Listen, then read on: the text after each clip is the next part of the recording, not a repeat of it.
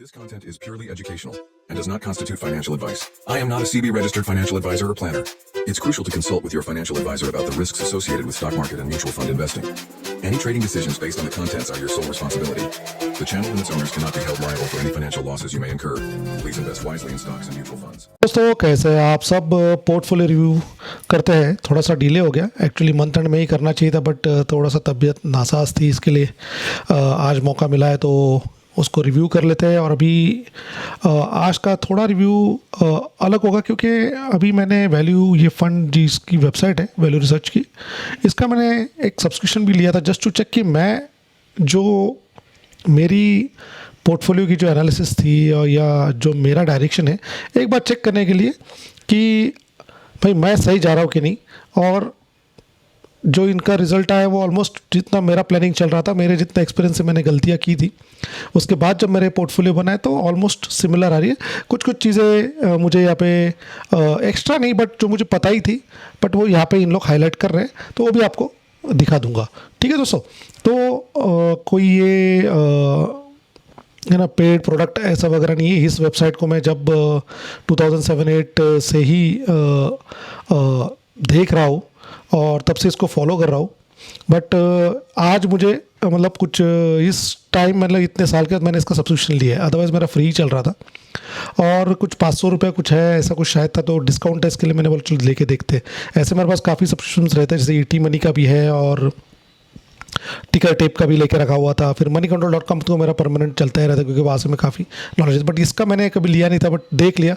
But yes, to check my portfolio कि किस तरह से है, और ठीक है मेरा जो जिस तरह से मैं जा रहा हूँ ये भी उसी तरह मुझे बता रहा है कि मेरा बढ़िया पोर्टफोलियो। ठीक है, तो ये देखिए दोस्तों, अभी 1.95 सीआर अपना आजकल का ये पोर्टफोलियो अपडेट हुआ था फ्राइडे का, तब ये अपना है 1.1 करोड़ इन्वेस्टेड है। ये राउंड फिगर में आ रहा है, और पिछले एक दिन का 1.08 लाख का प्रॉफिट दिखा रहा है जो गेन हुआ है, और 1.19 सीआर मतलब ये अपना टोटल है, तो 15.4% पर एनम के हिसाब से हमने अभी तक का ये बहुत बढ़िया रिटर्न है। 15.45% अपने को आ रहा है, तो दैट इज़ फैंटास्टिक। ठीक है, तो ये 1 डे का है, तो यहाँ पे हम आके देखते हैं 1 मंथ का। देखिए 1 मंथ में हमने 47,316 3% पर एनम के हिसाब से ग्रो। 47 मतलब पॉजिटिव तो है, आपको पता है पिछले 3-4 महीने किस तरह से चल रहे हैं, तो ये मेरे हिसाब से तो काफ़ी बढ़िया है।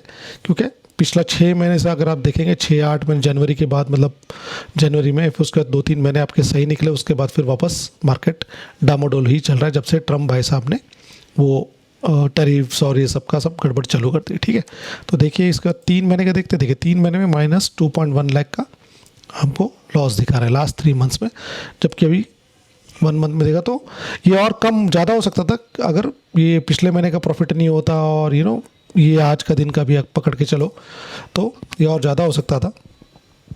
6 महीने में देखते, देखिए 6 महीने में 20.47 लैक्स हमने 24.4% एनम, तो 6 महीना पिछला जो था उसमें ये 3 महीने गड़बड़ थे। अभी जो जब से ये अनाउंसमेंट्स हुई थी टैरिफ्स की, बाद में H1B वीज़ा, और जहाँ पे मार्केट कोलैप्स थोड़ा सा कोलैप्स नहीं, बट जहाँ पे मार्केट ने रिएक्शन किया था, तो ये उससे ज़्यादा हो सकता था। बट 20.47 लाख 6 महीने में बहुत बढ़िया रिटर्न्स है। एक साल में अपना रिटर्न्स थोड़ा सा गड़बड़ हो सकता है। देखिए -44, ये भी फिर भी ठीक है कि नेगेटिव है। -44 ये बहुत ज़्यादा नेगेटिव नहीं है, 0.2% ही मार्केट पिछले एक साल, मतलब यहाँ से लेके पीछे अक्टूबर से लेके पिछले अक्टूबर तक यहाँ पे मार्केट आपको -44 दिखा रहा है, फिर भी काफ़ी ठीक है। और वही हम 3 साल में देखते हैं, 3 साल में तो मार्केट बढ़िया ही था, 75 लाख का 25-25 लाख पकड़ के चलिए। ठीक है, और फिर 5 साल में देखिए 1.06 करोड़, कोई 20 लाख 20 लाख 20 लाख, तो वो हिसाब से अपना जा रहा है, क्योंकि अभी इस तरह से मार्केट घूम रहा है। ठीक है, तो बीच में कुछ कोई अंदर आ गया था तो आपको थोड़ा सा आवाज़ आ जाएगा, बट मैं कंटिन्यू करूँगा वीडियो। तो देखिए डैशबोर्ड पे आपको दिख रहा है यहाँ पे, तो आपको समझ में आ गया 5 साल का इतना रिटर्न्स है। उसके बाद अगर 7 साल में देखेंगे तो 1.14 सीआर, क्योंकि आप 2019 से अपना पोर्टफोलियो चल रहा है, और ये तो ऑल टाइम का दिखाएगा क्योंकि बहुत टाइम से इनके पास मतलब मेरा डेटा होगा, क्योंकि एक बार आपने पैन कार्ड डाल दिया तो आपने जब से इन्वेस्टमेंट शुरू की है तब से आपका डेटा पूरा यहाँ पे मिल जाएगा। 10 साल में भी इतना ही है, और फिर ऑल टाइम का भी उतना ही 1.19 सीआर है ऑल टाइम का 15.4। ठीक है, तो वापस चलते हैं हम 1 डे के इस पे। तो ठीक है, यहाँ पे देखिए परफॉर्मेंस दिखा रहा है, यहाँ पे आपको एलोकेशन दिखा देगा, आपका इक्विटी डेट में कितना है, कमोडिटीज़। बेसिकली ये डायरेक्ट वो खुद ही कर रहा है, आपके पोर्टफोलियो को स्कैन करके आपके स्टॉक्स के हिसाब से ये आपको कर रहा है। ठीक है, मेरे ऐसे डेट में मेरे 2 ही फंड्स हैं, कमोडिटीज़ वगैरह ऐसे कुछ वो तो मल्टी एसेट एलोकेशन फंड है, इसकी वजह से यहाँ पे दिखा रहा होगा। ऑल्टरनेटिव्स वगैरह भी वही कुछ होगा। ठीक है, तो यहाँ पे हम देखते हैं परफॉर्मेंस की क्या है। देखिए 2007 22 फेब यहाँ से शुरू हुई थी, एंड फिर यहाँ से हमने यहाँ पे और मैं बाकी जब यहाँ पे मैंने कुछ पैसे निकाले 2012 में शायद गाड़ी लेने के लिए, और फिर यहाँ से फिर कंटिन्यूस इन्वेस्टमेंट्स है, और जब भी पैसा निकला वो वापस री इन्वेस्ट हुआ है। और बस अभी लास्ट ईयर जब 2024 एंड में हमने पैसे निकाले थे और एक गाड़ी खरीदने के लिए, तो वो वहाँ पे था क्योंकि वो राइट टाइम पे क्वांट के फंड से एग्जिट कर दिए थे। और यहाँ पे आप देख सकते हो कि अगर आप 2024 23 24 और यहाँ पे अगर आप देखोगे कहीं पे आपने को 2 करोड़ के करीब क्रॉस करके आ चुका था, लेकिन अभी देखिए वापस ऑलमोस्ट उसी तरफ आके हमने 10-12 लाख 15 लाख कुछ निकाले थे, उसके बाद फिर भी वापस पोर्टफोलियो ऊपर आ चुका है।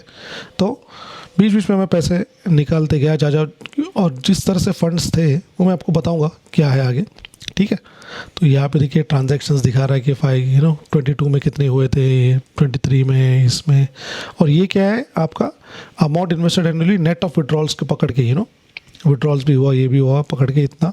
और फिर अभी तक तो देखिए 26 में -84, मतलब विड्रॉल्स अभी काफ़ी हुए जनवरी से लेके अभी मार्च में भी मैंने कुछ विड्रॉल किए थे अप्रैल के बाद, तो उसमें भी ये अभी नेगेटिव में। तो अभी धीरे धीरे करके पॉजिटिव में जाएगा end of the financial year 2026 की। ठीक है, तो एस्टिमेटेड टैक्स वैक्स भी आपको दिखा देगा कि इतना ही 84.06 2.91, और स्मॉल अगर बेचूंगा तो 6.19 लग जाएगा। लॉन्ग टर्म कितना है, ये रियलाइज गेन था मेरा जो मैंने निकाले, तो उसके ऊपर ये इतना टैक्स है अनरियलाइज्ड। ठीक है, अगर और अपने को डिटेल्स चाहिए तो यहाँ से अपने को मिल जाएगा। अगर ट्रांजैक्शन भी पूरे देखने तो पूरा हिस्ट्री दिखा देगा। देखिए 21 फेब 2007 से लेके 3 अक्टूबर पूरा ट्रांजैक्शंस आपको यहाँ पे पूरा का पूरा मिल जाएगा हिस्ट्री। और कितने पेजेस है आप देख सकते हो, 148 पेजेस है इसमें। ठीक है, देखिए यहाँ से, और फंड भी आपको पूरे हिस्ट्री मिल जाएगी। आपने अगर मैं टिका रहता तो ये काफ़ी फंड ऊपर, मतलब पोर्टफोलियो काफ़ी ऊपर जाता। गेनर्स तो टॉप गेनर्स में आप देख सकते हैं कि कोटक, एक्सिस मिड कैप, 3, ये 3 ही मेन मेरे आधार स्तंभ है इस पोर्टफोलियो के, जिन्होंने मैक्सिमम पूरा मेरा बेस है। इनका तो ऐसा भी कभी बंद नहीं होता है, कम भी मैं करता नहीं हूँ, मतलब आगे पीछे करता रहता हूँ। जैसे बीच में एक्सिस का कम था तब कब कर दिया एक्सिस स्मॉल कैप, लेकिन अभी एक्सिस की स्मॉल कैप की बढ़े, मिड कैप की कम थी तो बढ़ा दी। अभी एक्सिस स्मॉल कैप तो कंटिन्यू चल रही है, इसमें 25,000 की चल रही है, इसमें भी 20,000 की चल रही है, इसमें भी 20 शायद चल रही है। ठीक है दोस्तों, तो ये इधर है। फिर यहाँ पे एक VR एनालिसिस है, तो हम उसको एंड में लेते हैं। ठीक है, पूरा देख सकते हैं इसमें। यहाँ पे अगर परफॉर्मेंस पे आते हैं तो हम देखते हैं पिछले 1 साल का परफॉर्मेंस, जो काफ़ी इतना कुछ खास नहीं था, बट यहाँ पे हम देख सकते हैं। देखिए 3.5% नेगेटिव था total reasons point to inflation adjusted से 3.5% -44। ठीक है, एब्सोल्यूट इतना है गेन लॉस इन 1 ईयर। वही उसको हम 6 महीने का देखते हैं, और ये BSE सेंसेक्स से कंपेयर कर रहा है।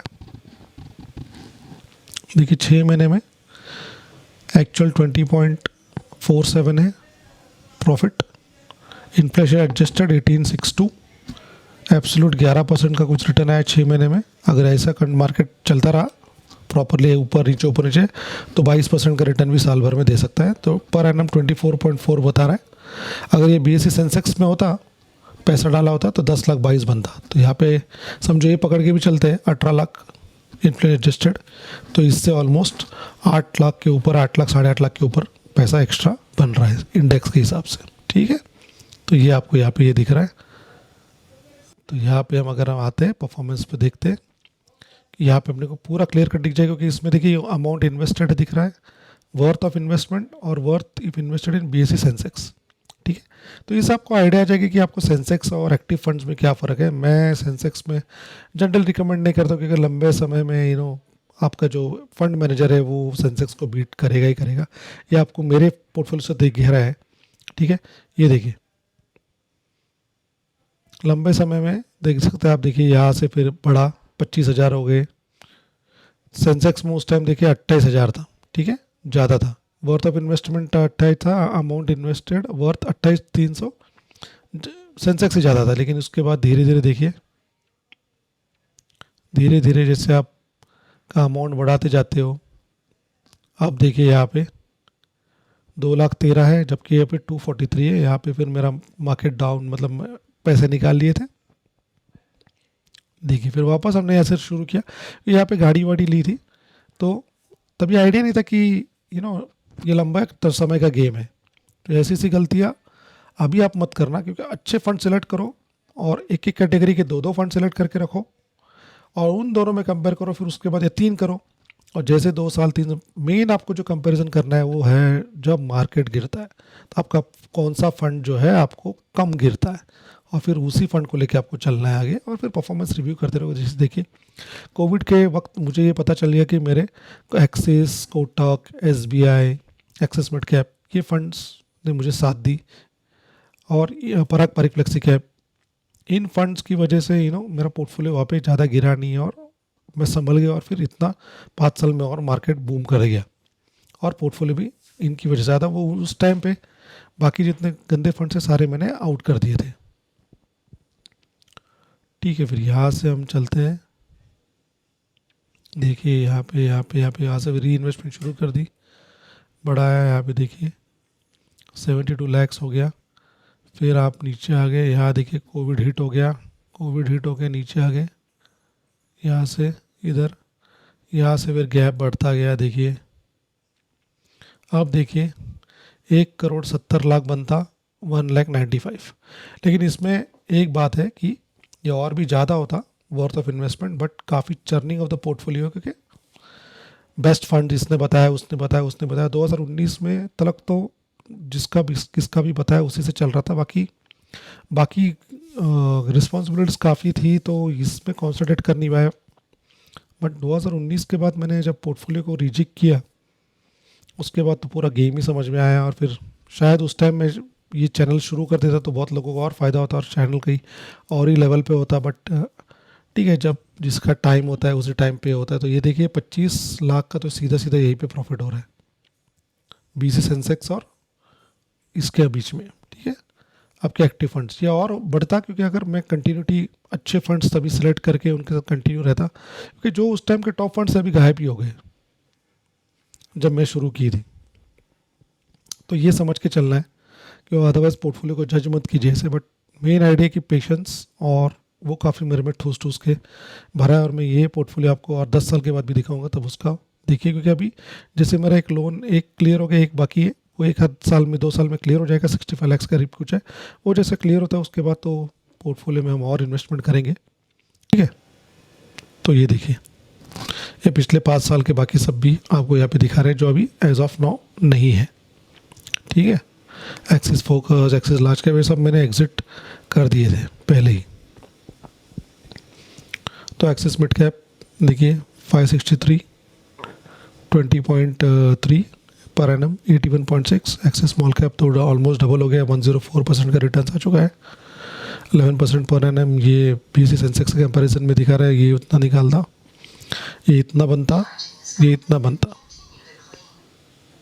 तो यहाँ पे बंधन स्मॉल कैप ये तो अभी का है, तो इसमें मेरी गलती भी हुई थी, मैंने बताया कहीं से गलती से एग्जिट कर लिया था। बट ठीक है, वापस मैंने इन्वेस्ट कर दिया था। ये भी मैंने अभी जस्ट रिसेंटली डिलीट किया है। बड़ौदा PNB परिपास फंड, ये पहले 4 स्टार फंड था, वो 2 स्टार रेटेड फंड हुआ है। 1512 इसका करंट वैल्यू है, 1736। ये भी 100% हो चुका है, तो 2020 के आसपास का इसका इन्वेस्टमेंट था, और 18.3 का पर एनम दिखा रहा था। फिर फंड्स डबल हो चुके हैं, ये भी निकाल दिया, ये भी निकाल दिया। कोटक मिड कैप 30 लाख के करीब, 29 1506 इन्वेस्टेड, 88.24, 25.8। वही मेरा एसेट ग्रेट कंज्यूमर फंड, ये भी बहुत बढ़िया फंड है, 678, 4 स्टार रेटेड फंड है 344 और 86.2। मेरा asset large cap 2 star rated fund है। ये काफ़ी कुछ फंड्स ऐसे हैं जैसे ये है, ये सब अगर परफॉर्मेंस नहीं करेंगे तो इनको मैं धीरे धीरे एग्जिट करूंगा और एक लोन क्लियर करूंगा, फिर बाकी मैक्सिमम जो पोर्टफोलियो भी थोड़ा सा रिड्यूस हो जाए। पराग पारिक टॉप फंड देखिए 67.1%। देखिए ना, इनको कंपैरिजन विद एक्सिस 100 हो चुका है, ये नहीं हो चुका है, ऑलमोस्ट सिमिलर टाइम पे शुरू हुआ है फ्रेम। देखिए कौन मल्टी एसेट, ये तो रिसेंटली 2 या 3 साल हुआ ऐड हुआ है, 3 साल होने आए। 20.7 SBI इक्विटी हाइब्रिड, इसके ऊपर एक अभी जस्ट शॉर्ट वीडियो डाला था। इसका भी परफॉर्मेंस एक्चुअली डाउन हुआ है, 4 स्टार रेटेड से 3 स्टार हुआ है। बट लंबे समय में अगर आपको ये अल्ट्रा लार्ज कैप्स और हैवीली उनमें इन्वेस्टेड है, आपको हल्का फुल्का अच्छा जिसको कोई रिस्क नहीं चाहिए वो वाले उनके लिए फंड है। बट बेटर फंड अवेलेबल है, जैसे ICICI प्रूडेंशियल का डेप्ट एंड ऐसा हाइब्रिड का कुछ एक फंड है मेरा, तो आप उसमें चेक कर सकते हो, वो फंड बहुत बढ़िया है। SBI स्मॉल कैप, ये देखिए इसका परफॉर्मेंस भी थोड़ा डाउन हुआ है, तो इसमें मैंने अभी मेरी SIP कम की है, SIP बंद नहीं की, SIP चल रही है, इसमें भी SIP कम है 5000, इसमें 5000 है। टाटा स्मॉल कैप में शायद कुछ 15,000 के करीब SIP चल रही है। ठीक है, तो यहाँ पे आपका पूरा दिख रहा है कंपैरिजन के हिसाब से। BSE सेंसेक्स में 41 था, इसमें 86। तो इसके लिए मैं कहता हूँ कि मेरे हिसाब से तो एक्टिव मैनेज फंड्स, वो फंड मैनेजर वहाँ पे अपना करता रहेगा, और जिनको कुछ भी समझ में नहीं आता है तो फंड ऑफ फंड में डाल के रखो, वो अपना फंड मैनेजर वहीं से सब कुछ करता बैठेगा। वहाँ पे एक्सपेंस रेशियो थोड़ा सा ज़्यादा होता है, लेकिन ये है कि आपका जो पोर्टफोलियो चर्निंग का है वो तो फंड मैनेजर खुद ही देख लेता है कहाँ से फंड किस में डालना है, और एक्सपेंस आपका जो एग्जिट लोड वगैरह वो आपको लगता नहीं, वो फंड मैनेजर खुद उन लोग संभाल लेते हैं वो सब, क्योंकि इंटरनल होता है और वो उनको ऑप्शन है कि कोई भी फंड में डाले तो वो उनका है, तो वो वहाँ पे चलता है। तो जो नए वाले इन्वेस्टर्स है वहाँ पे सब देख सकते हैं। तो ठीक है, अभी हम क्या करते हैं कि इसमें इसका एनालिसिस देखते हैं, ये क्या बोलता है मेरे पोर्टफोलियो के बारे में। ये देखिए, ये पूरा अभी यहाँ पे पूरा कट्टा चिट्टा दिखा रहा है। फिर पोर्टफोलियो प्रोफाइल ग्रीन में दिखा रहा है, मतलब ये portfolio is get towards aggressive growth in the long run. समझ में बढ़िया है एग्रेसिव ग्रोथ के लिए, और इससे ग्रीन आ गया है। ठीक है, अभी इसमें दिखा रहा है एग्रेसिव ग्रोथ के कौन से फंड है, 6 नंबर ऑफ इन्वेस्टमेंट्स है, तो देख लेते हैं। इक्विटी स्मॉल कैप्स में, मिड कैप्स में है। ठीक है, स्मॉल कैप के 4 है, मिड कैप्स में 2 है। तो एक्सिस मिड कैप, कोटक और इक्विटी के स्मॉल कैप्स जो चारों के चारों है। फिर ग्रोथ से रिलेटेड देखिए, फ्लेक्सी कैप वाला 2, Parag Parikh large and mid cap. ठीक है, कंजर्वेटिव वाला कौन सा है, हाइब्रिड वाले फंड है, एडुकेशन। और अवॉर्डेबल इक्विटी भी मेरे को ये बता रहा है कि ये थीमेटिक कंजम्पशन का मेरा जो फंड है वो है, वो बोलता है ये अवॉइड कर सकता है, तो इसको हम देखेंगे, अगर लग रहा है तो इसको निकाल देंगे, कोई इशू नहीं है, लोन क्लियर करने के लिए यूज़ कर देंगे। ठीक है ना, तो ये जितने भी फंड्स मेरे कुछ एक्स्ट्रा फंड्स हैं ना, वो मैं इसी काम के लिए रखा हूँ, क्योंकि लोन क्लियर कर लिया, गाड़ी ले ली, या कुछ हॉलीडे प्लान कर लिया, लेकिन मैं मेरी मेन जो इन्वेस्टमेंट है उनको टच नहीं करता, जो मेन SIP जो चल रही है। ठीक है दोस्तों, तो ये समझ के चलना है कि आपको आपकी SIP जो एक कोर SIP आपकी वो चलती रहे, जो उसको आपको टच नहीं करना। जैसे मेरी एक्सिस हो गई, Axis mid cap, Axis small cap, Kotak, Parag Parikh, SBI, ये 5-6 जो फंड्स हैं मेरे ना, उनमें मैं अपनी SIP बंद नहीं करता। ठीक, कभी बंद की ही नहीं, कम ज़्यादा कर दी बट कभी बंद नहीं हुई। क्वालिटी स्कोर देखिए, ये डिसेंट सिलेक्शन ऑफ फंड्स इन अ पोल में क्वालिटी स्कोर भी बढ़िया है। ठीक है, जिसमें उन्होंने बाय की रिकमेंडेशन उनकी 62.6% की, होल्ड की रिकमेंडेशन उन्होंने दी है 29.77, और नो ओपिनियन 3 फंड्स के ऊपर है। ठीक है, तो नो ओपिनियन वाले 3 फंड कौन से हैं? 2 फंड ये है ग्रेट कंज्यूमर फंड, क्योंकि यहाँ पे उनका कोई ओपिनियन नहीं आ रहा है, बट ये 4 स्टार रेटेड फंड है, ये वाला 2 स्टार है। शायद इसको निकाल दो, दोनों को निकाल दो, और मेरा 15 लाख वहाँ से क्लियर कर लूँ, लोन 50 लाख के नीचे लेके आऊँ। ठीक है, ये मेरा कुछ प्लान चल रहा है दिमाग में। ठीक है, तो आपको पोर्टफोलियो में थोड़ा चर्निंग दिखेगा। होल्ड पे उन्होंने बोला SBI स्मॉल कैप पे रखो होल्ड में, मतलब इसमें ज़्यादा BNB परिवास मेरा एसेट, तो इनमें सब में मेरी SIP कम ही है। ठीक है दोस्तों, और इनमें मैंने अभी मेरे SIP बढ़ाई, जब मैंने लास्ट रिव्यू किया उसके बाद पराग पारिक में मैंने बढ़ाई, एक्सिस मिड कैप में मैंने बढ़ाई, एक्सिस स्मॉल कैप में भी शायद बढ़ाई है, टाटा स्मॉल कैप में भी बढ़ाई। तो कोटक मिड कैप ऑलरेडी 25,000 पहले से चल रही थी, तो इस बंधन स्मॉल कैप में भी मैंने SIP बढ़ाई है। ठीक है, तो ये 6 फंड जो दिख रहे हैं ना, इसमें इनकी बाय रेटिंग है 1 2 3 4 5, तो 100% की है, मतलब कभी भी आप फ्री ऑफ लॉक इन है। मैंने कभी वो वाले फंड्स में इन्वेस्टमेंट किया है नहीं जहाँ पे लॉक इन पीरियड होता है। टैक्सेशन का कोई सवाल आता नहीं है, NRI हूँ तो सारा जितना भी जब रिटर्न्स फाइल करता हूँ तो जितना भी कटा हुआ टैक्स आपका जो भी है वो सब रिटर्न आ जाता है। तो अभी इस साल का भी है, मैं आपको भी कभी दिखा दूंगा कि ये टैक्स किस तरह से आ रहा है, और ना आप बोलेंगे इतना बेच रहा है, क्योंकि बहुत NRIs को है कि उन लोग इन्वेस्ट नहीं करते, बट अगर आप को रिटर्न्स फाइल करनी तभी आपका टैक्स, जब फाइल करोगे तो आपका टैक्स जितना भी आपका म्यूचुअल फंड से कटा हुआ है कैपिटल गेंस जितना भी है वो सब आ जाएगा return. Long term capital gains NRIs के लिए नहीं है। ठीक है, तो देखिए एक्सेस स्मॉल कैप ये सब ठीक है फंड्स की। एसेट एलोकेशन बोल रहा है कि यार इन equities 86 point generate long term 5+ years and they can be volatile, तो हमारा 5 साल से ऊपर ही है तो कोई इशू नहीं है, इसीलिए उन्होंने यहाँ पे ग्रीन नहीं किया है, ये थोड़ा सा ग्रीन के नीचे वाला कलर है। ठीक है, तो ये बोल रहे हैं कि आपका मैक्सिमम 86.3 इन्वेस्टेड है। फिर ये फिक्स इनकम में भी है, तो शायद इनके हिसाब से वो रेशियो थोड़ा ज़्यादा होना चाहिए फिक्स इनकम में, ताकि वो थोड़ा ग्रीन हो जाए। बट ठीक है, हम अपने को रिस्क को पता है, जोग्राफिक डाइवर्सिटी बता रहे कि हम बाकी कंट्रीज़ में इन्वेस्ट किया नहीं है, पर ठीक है वो ऑप्शन मुझे चाहिए नहीं था, क्योंकि मेरा ऑलरेडी पारंपरिक में था, तो पारंपरिक का एक्सपोजर यहाँ पे US में था ही, इसलिए मैंने पारंपरिक को चूज़ करने का वो भी एक रीज़न पहले से था। और अभी देखिए जैसे अगर US में अगर कोई इन्वेस्टमेंट करता तो देख सकते हैं ना कि आपका मार्केट किस चल रहा है, चाइना में और किस, तो वो भी है, वो एक रिस्क होता है, बट वो भी अभी मैं वेंचर आउट करूँगा जब थोड़ा मैंने उसके बारे में पढ़ूंगा उन फंड्स के बारे में, फिर करूँगा। पहले पोर्टफोलियो खुद का सिक्योर कर ले, फिर देखिए how we are spread across multiple sectors and the risk due to sector diversification काफ़ी सही है। ठीक है ना, तो वो भी बढ़िया है। फिर डेट क्रेडिट रेटिंग भी डेट जहाँ पे मैंने इन्वेस्टमेंट किया हुआ 20.54% बढ़िया है। फिर you have invested too many fund which makes a portfolio hard to manage, but वो तो अभी तो मैंने इसको ये वाला पोर्टफोलियो मेरा जो अपलोड किया था, मतलब अगर ये 2-4 साल पहले तो मेरे ये बचा ही डालता, बट ठीक है मुझे पता है मेरे 12 फंड्स किस में से कौन से फंड निकलने वाले हैं उसके बाद तो जब यहाँ पे अगर वो 12 बोल रहा है तो यहाँ पे उनके लिए बेस्ट होता है, बट नहीं, मैंने पहले भी एक वीडियो बनाया था जिसमें मैंने कहा था कि अगर आपका पोर्टफोलियो 1 करोड़ के ऊपर है तो आप जितने चाहे उतने फंड्स रख सकते हैं, बट वही है कि आपके जो कोर पोर्टफोलियो है, जो कोर फंड्स है उनमें आपका ऐसा भी चलना चाहिए, बाकी फंड्स जो है वो आपके गेन गोल के हिसाब से होने चाहिए। तो मेरे वही हिसाब से मेरे फंड्स हैं।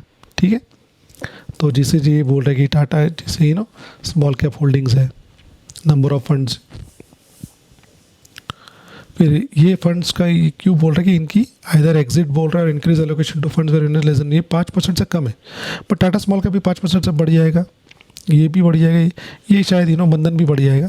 मेरा एसेट को मैं शायद टाइम लगेगा, बट क्योंकि मैं उस पर कम पैसे डाल रहा हूँ, बट हो सकता है कि मैं इसको रोक दूँ एंड देन टाटा में तो करना ही है और बंधन में तो करना ही है, तो इनको आराम से बढ़ जाए तो वो हो जाएगा ओवर द पीरियड, ये हो जाएगा, इसका कोई इशू नहीं है। तो इतना ये कोई बड़ा कंसर्न नहीं है। ठीक है दोस्तों, तो ये हो गया अपना पोर्टफोलियो का आपको रिव्यू। ओके, तो दोस्तों पोर्टफोलियो का रिव्यू आपके सामने है। मैं यही कहूँगा कि देखिए मार्केट अभी कुछ भी हो जाए, ये जो पीरियड है SIP इन्वेस्टर्स के लिए सबसे बढ़िया पीरियड है जब मार्केट गिरता है। आपका 15-20 साल का लॉन्ग टर्म का व्यू है, आप मार्केट के बारे में सोचना छोड़िए और रोज़ ये पोर्टफोलियो देखना बंद कीजिए अपना कि आप कितना बढ़ा कितना नहीं बढ़ा। 6 महीने में देखिए, आपका मेन आइडिया होना चाहिए कि डिसिप्लिन से इन्वेस्ट करो, डिसिप्लिन से आप इन्वेस्टमेंट करते रहो और फिर एवरी मंथ देखो। बट देख के अगर आप देख भी रहे हो तो उस पर ज़्यादा सोचो मत, अरे गिर गया मेरा लाल हो गया पीला हो गया, वो ज़्यादा सोचने का नहीं है। आपकी ज़िंदगी जियो, ये तो चलता रहेगा, लंबी जर्नी है, बहुत पहले भी कह चुका हूँ। मेरा दूसरा जो एक वीडियो आप देखिए कि क्या क्या गलतियाँ करते हैं, वो वीडियो को आप समझ जाएंगे। ठीक है दोस्तों, तो मिलते हैं अगले वीडियो में और ऐसे ही प्यार देते रहिए। जय हिंद, जय भारत। और वीडियो अच्छा लगे तो please like share subscribe. Thank you.